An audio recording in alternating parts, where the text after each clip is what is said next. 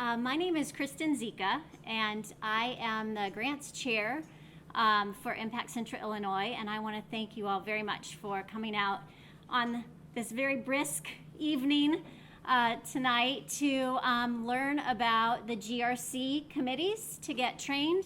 And I also want to sincerely thank you for your gift of your time, for your gift of yourself, your experiences, your expertise, to basically share with this process of the grant review committees. I would like to introduce the president of our Impact Central Illinois. She's going to kick us off, Lori Weaver. So this is our board. Pretty self-explanatory. Shelley and I are co-founders. I think a lot of you have heard the story about how I met Shelley's friend Reb Powers from Impact Austin. Kristin Zika, so Shelley is oversees membership also. Huge job, about to bring that to a close for this season, but she's doing an amazing job. Kristin is our grant chair. Kathy Kwan oversees marketing. Judy Huff is the community partner. This is a new job for once the grant is awarded. Well, I'll skip ahead. So Jada Hare is the liaison she's the voice to the not-for-profits. So right now, if anyone asks us a question, we refer them to Jada so that everybody hears the same thing from the same person. Because I might say it a little bit differently than Kristin might say it and Jada might say it, and we don't want to give one person more information than another. So Jada starts it out with the not-for-profits, and then after the grants are awarded, Judy will take it from there. And she'll be the one that will set up kind of a payment plan, hold them accountable that they're spending the money in the way that they said that they would, and handle those payouts. So she'll be the partner in that regard. Kathy Williams is our event chair. Mostly that means she's over the big three events, the annual meeting, the town hall, and the Impact and Inspire, which I hope you have on your calendar for January. Amy Stoller is our secretary, and as you probably know, secretaries do way more than that, so it's not even right to call her the secretary. Most recently, she helped us revise our bylaws, which was a pretty significant undertaking. Wendy Ramsey was our treasurer. She is, at the end of December, will be stepping away from that and is being replaced by Vivian Standiford. So she's overseeing all things financial, including the finance review committees. And that's all, Jada. So that's our board.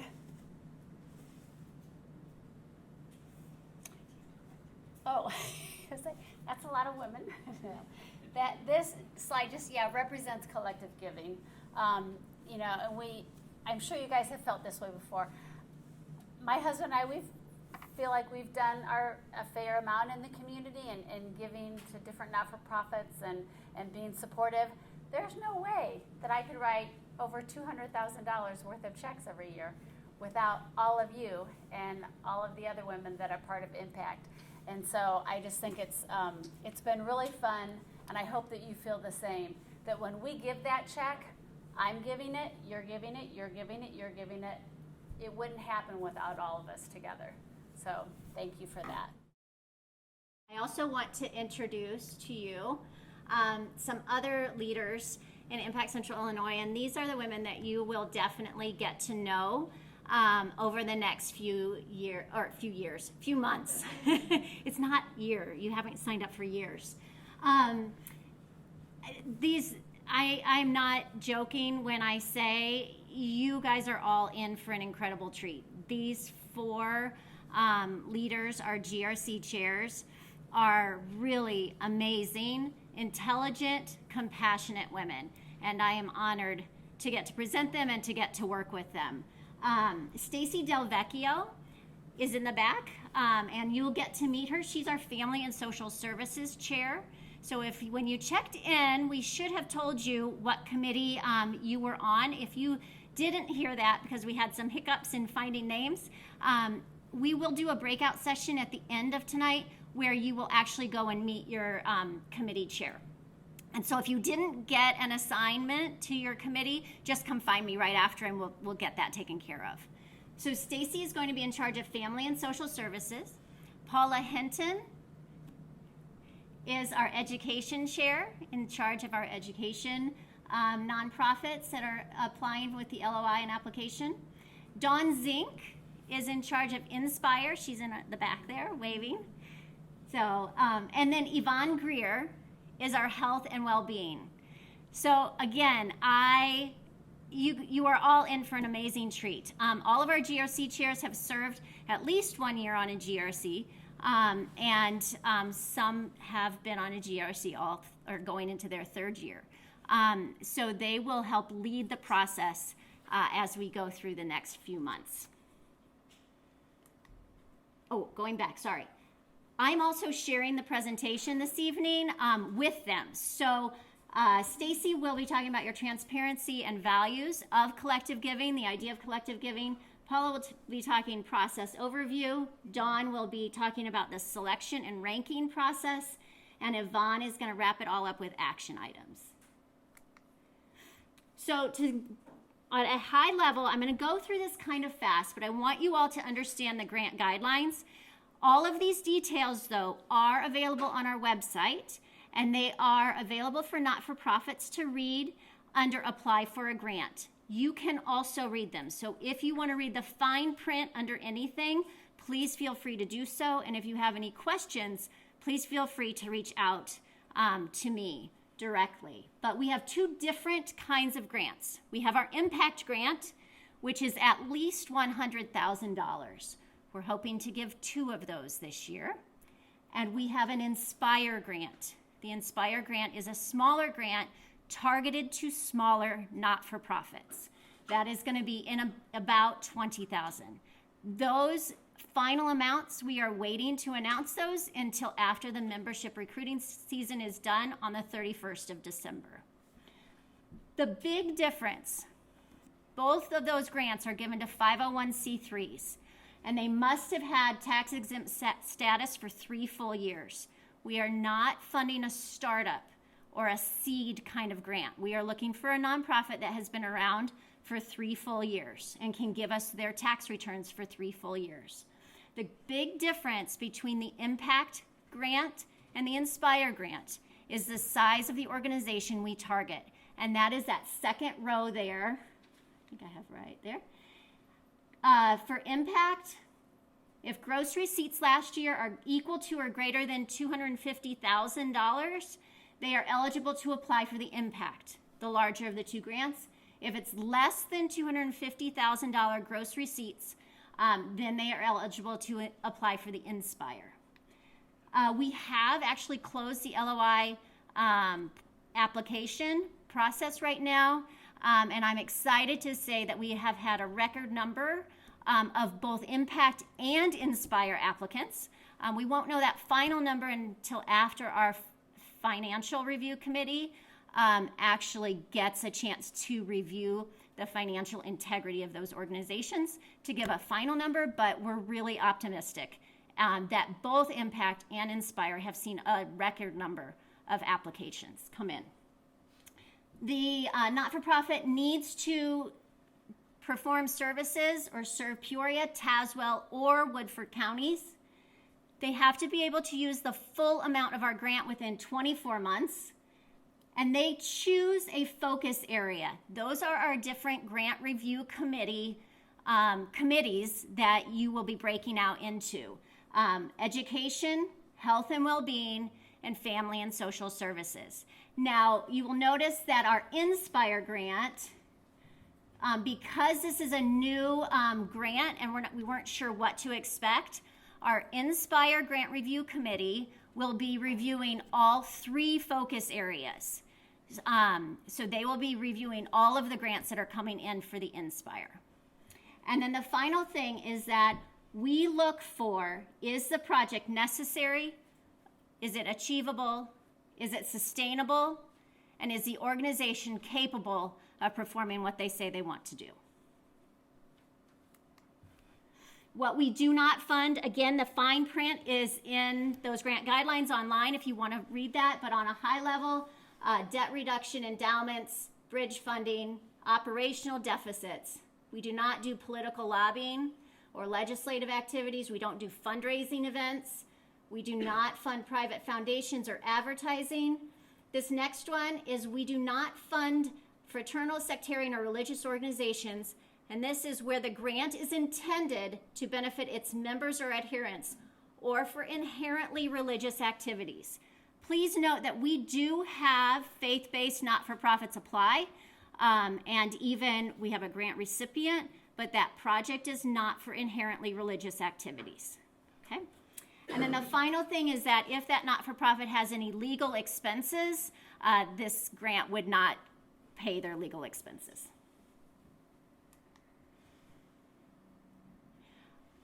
The other restrictions are that each not-for-profit can only submit one proposal each year.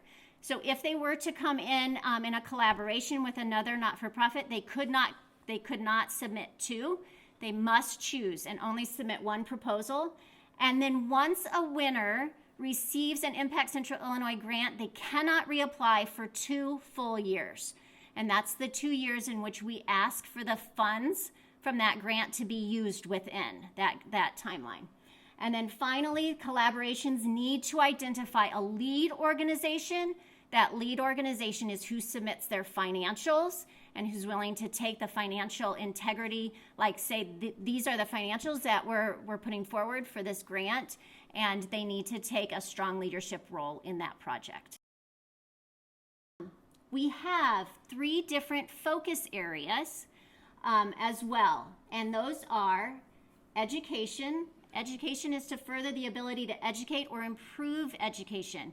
Please note, however, that an organization may be affiliated with a school or with a school district or maybe a very clearly education-focused not-for-profit, or it may be a not-for-profit that could have applied in family or could have applied in health and well-being, but their project or program has an educational component to it.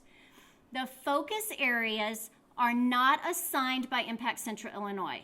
The focus areas are assigned or are chosen by the not-for-profit when they apply. So they choose the focus area in which they want to compete. So we have education that obviously is linked to something related to education. Family and social services is a project that will strengthen or enhance the lives of family and children in our community.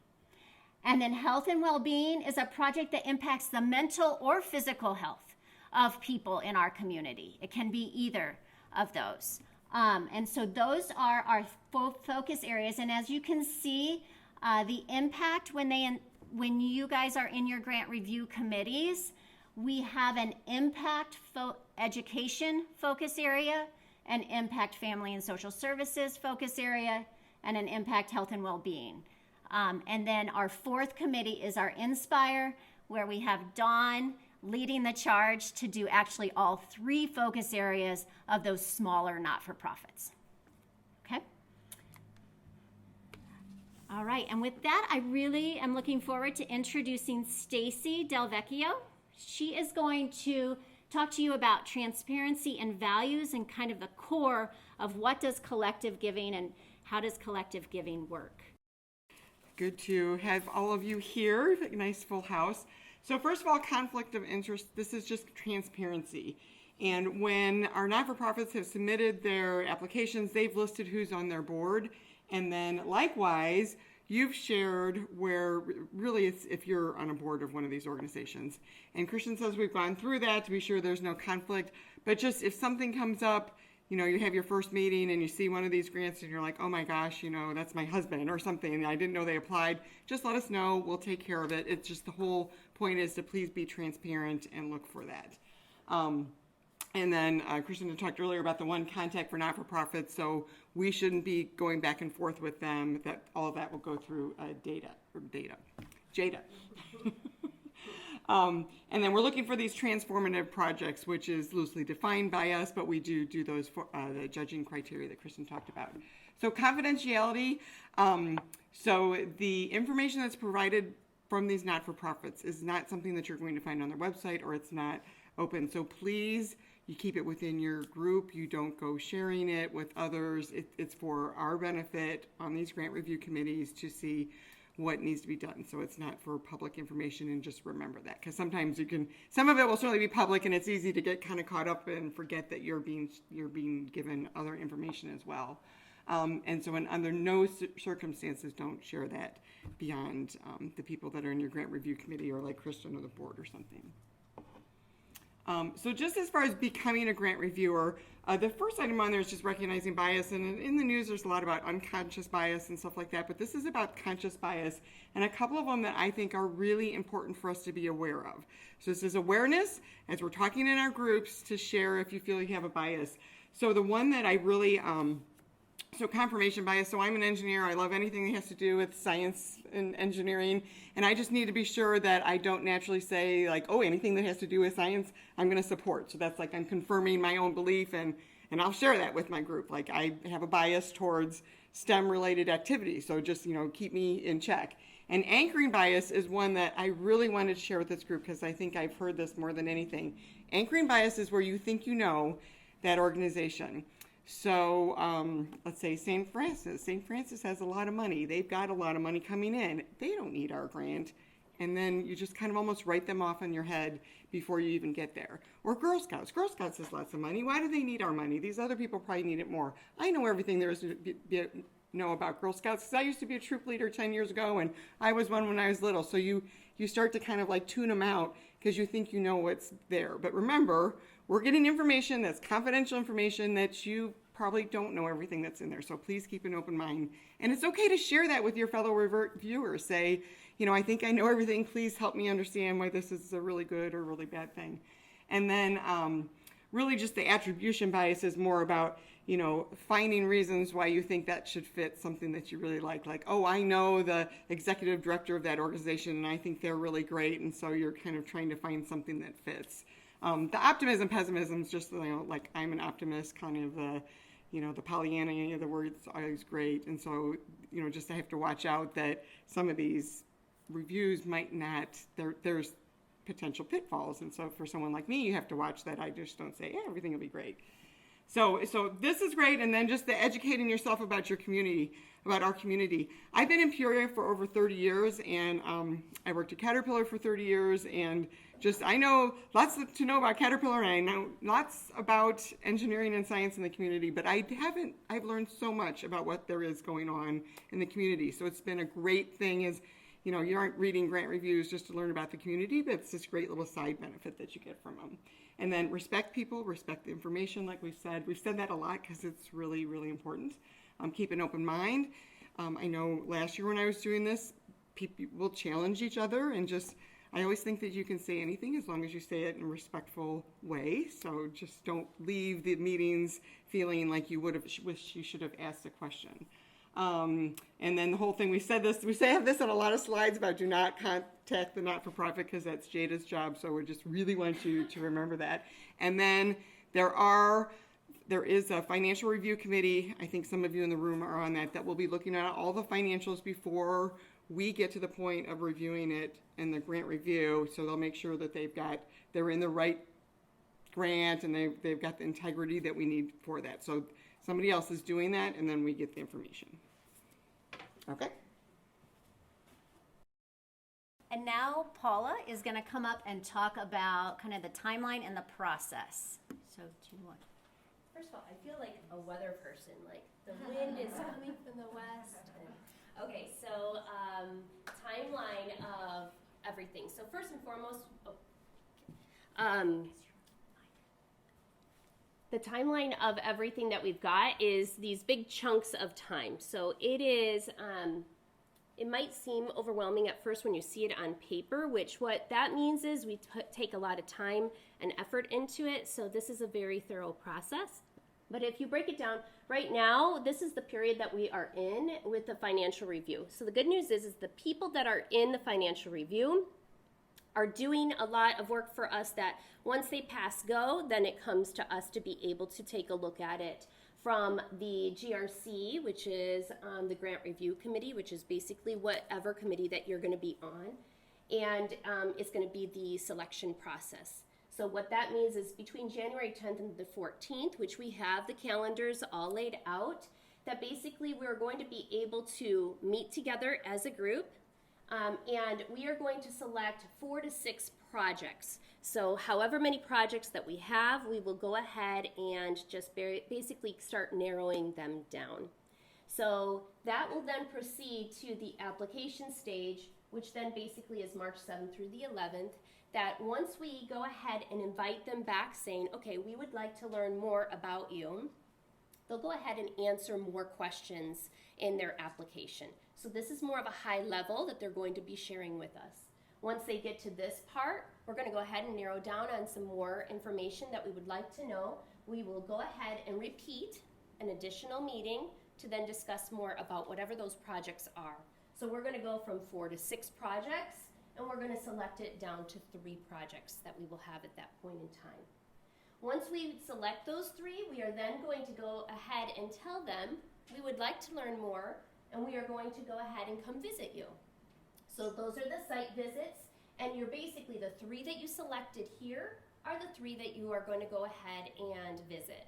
Now on that one, in each of these steps, as you can well imagine, is if you don't hear the information beforehand, it's very hard to make a selection if you don't know some of the things that Stacy had mentioned.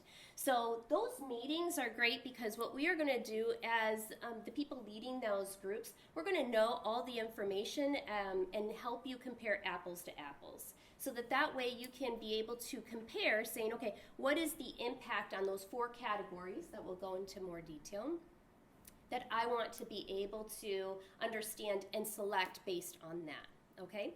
So with that said is that this is a meeting that we would ask for the people to be able to attend, and then you will select from there. This you will attend, select from there. At these site visits, it becomes a little bit more intense.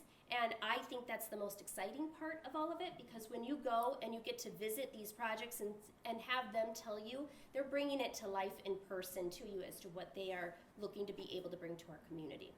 So this one does not have to be participation of all the people in our groups. So select few. It is helpful that if people go to all of them, then you're comparing them all when you get to the next meeting, just to be able to hear it firsthand. However, at this next meeting here, then basically we would go ahead, give an overview of all the site visits that we had, be able to present the information, and from there, we're going to go from 3, and we're going to select 1. And that's the one from each of our categories that we're going to go ahead and bring to the actual annual meeting. So everybody gets 1 vote, but there is a selection process along the way. Does that make sense? Our goal is really to bring forward and as the grant review committees, is to really find the best finalists from everything you are reviewing. Now I'm going to talk gray area.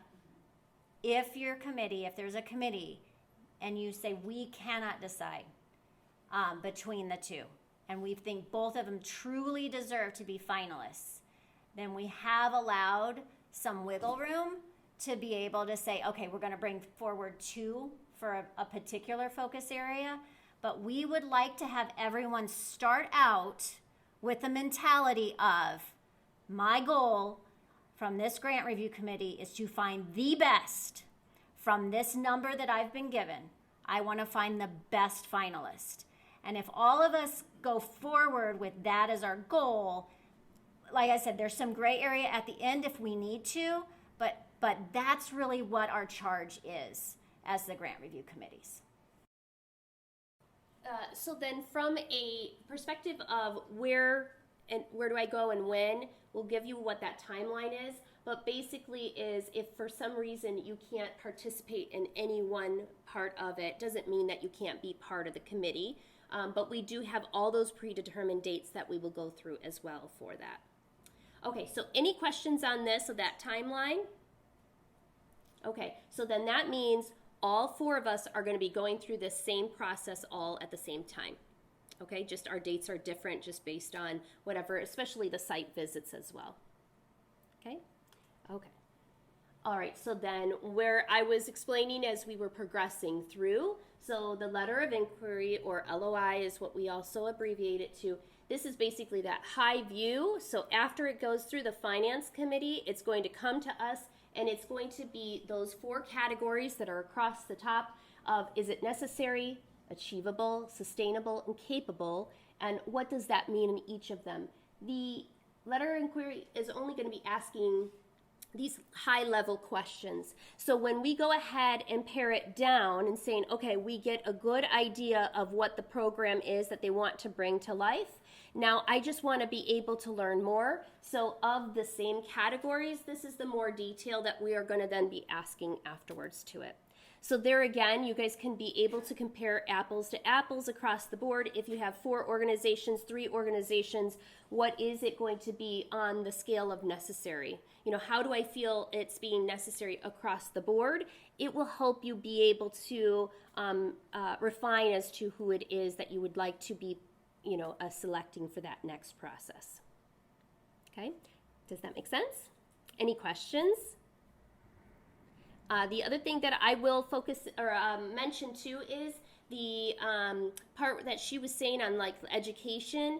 An example is for example for me, I had OSF in my category, which you would think would be more on that medical side.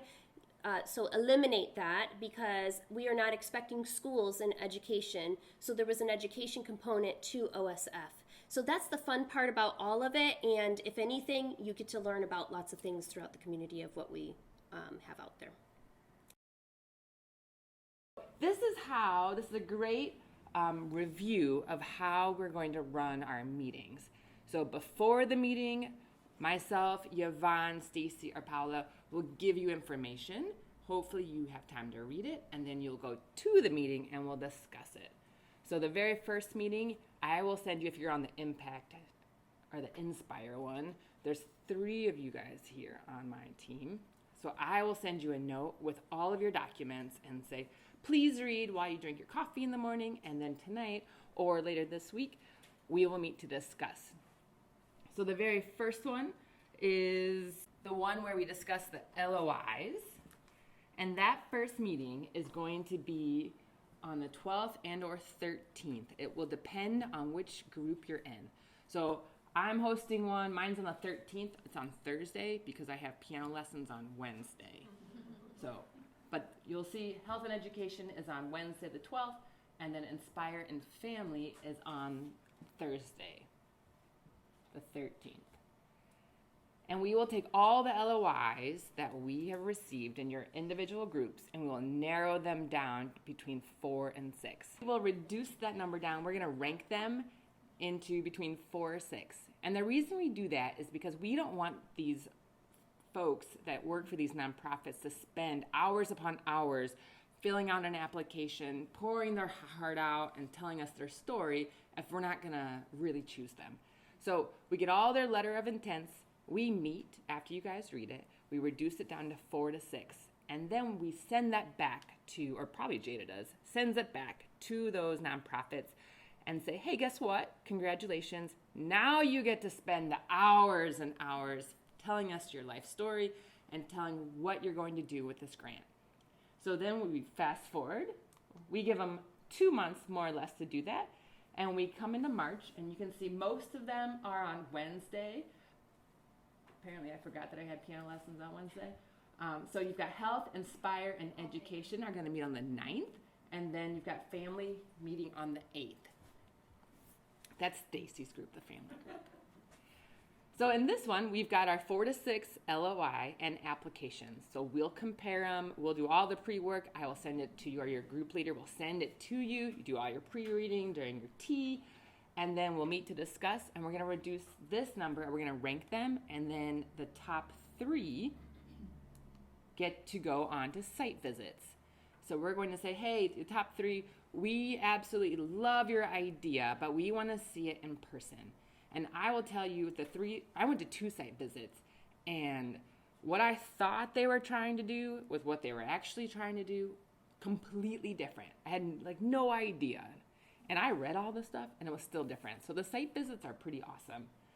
So the site visits we do during the month of April, and that's information we're going to gather. And then if you're on my team, we'll gather it all up and we'll send it out to you. So then these are kind of our notes. We meet on the 20th on Wednesday again. Oh, no, mine's on Thursday this time. Or Thursday. And then we'll say, here's our information that we saw from the site visits. Compare, contrast, ask questions. Who do we want to rank first to send on? If you're on the Inspired team, we probably send more than one person because that would make most sense. I think we send 2 on, hopefully 3. And on the other groups with health and wellness, education, and family, you will send 1 final person on to the best party in the world in June or July. June. Okay. Okay, I'm going to turn this over to Yvonne. Good evening, everybody. Thanks so much for being here. I was a little overwhelmed. This is my second year as part of Impact Central Illinois, and admittedly, I was overwhelmed last year. I was trying to figure out, okay, what meetings do I have, and what's an LOI, and what's a GRC? I was so grateful for this presentation today because this is how it all comes together for you guys. And if you're still sitting there because we've all had a long day and you're going, I still am not sure I have this down, the really cool thing is you just log on, impactcentralillinois.org, and it's all there laid out for you. That is an awesome thing. So you pop on and you check out the calendar and you go, okay, grant review committee for education, fitness, whatever it is. All you have to do is log on and the information will be there for you. And of course, you can always reach out to your handy dandy chairs that are in this room with you this evening. So you go to the website, you check it out, and over there, I just learned this last week. This is so cool. If you click on the bottom right corner where it says Google Calendar, there's an option that will allow you to load all of your impact meetings to your own personal Google Calendar. How cool is that? I love technology. I'm learning as I go. You go ahead and hit the next one, please. Oh, thank you. Meetings. Meetings are going to be held by all of your grant review chairs, which is all of us. Face-to-face meetings will be held at locations to be determined. The meetings will also have a Zoom link option. We're still in this COVID, not COVID, vaccinated, unvaccinated world. So for comfort, if you want to just Zoom into the meetings, you are certainly more than welcome to do so. If you're attending a meeting in person, I would ask that you go ahead, just like we're here tonight, mask up if you can, especially if you've not been vaccinated, and we'll all just respect each other's wishes and get along really well. Meetings are going to happen along with communications from all of your grant review chairs. We're going to leave it to each other to decide what the best mode of communication is. Some people are texters, some people are emails, some people like a direct phone call. Communicate with your grant review chair and let them know your best modes of communication, and we'll try to make that the same for everybody in that particular grant review committee. Other forms of communication, text, Facebook group pages, they'll be determined as a committee how we are all going to communicate with each other. So if you got a preference, let your committee chair know and we'll take it from there. Any questions? Still with us? All right. That's going to wrap up the presentation. What happens next tonight is we break out into our individual grant review committees. You get to know us, we get to know you. We'll answer some of those questions about our preferred modes of communication and how we plan to move forward from here. So I will say thank you on behalf of everybody here for being with us tonight. We appreciate you. We know busy people have busy lives and we are all busy people. But that busyness made us able to give over $300,000 to not-for-profits right here in Central Illinois. So thank you, thank you, thank you for being a part of Impact Central Illinois.